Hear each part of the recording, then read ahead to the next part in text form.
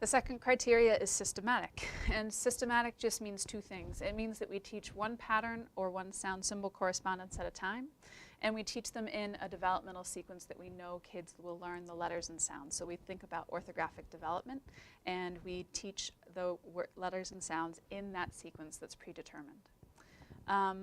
You can find that sequence because if you ever give a spelling inventory, you score it by finding the stage that students are in based on the letter patterns and spelling patterns that they know. The other place you can look is the continuum of literacy development, which will also show you which sounds would go along with which guided reading levels, which sounds you'd need to read those texts.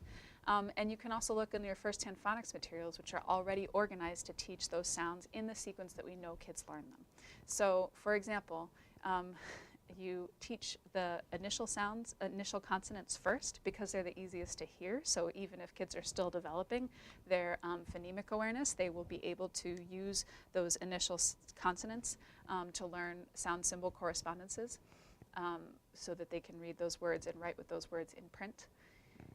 We wouldn't start with a within word vowel team because those are harder to hear and you don't have kind of the anchors of the beginning and the end of the word to help you think through those things.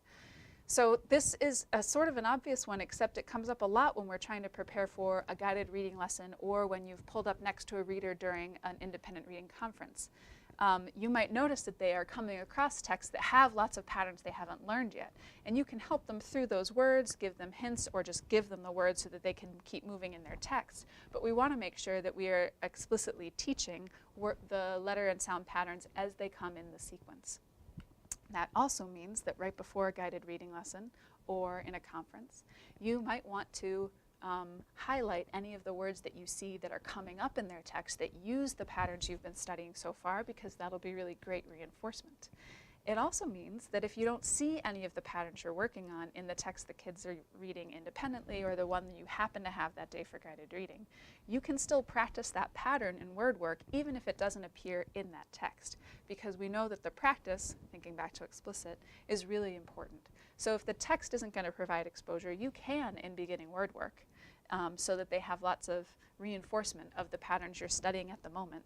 And then they can use the text for reinforcing their high frequency words and their sight words and the older patterns that they already know while they are developing along through the lessons you have planned for them.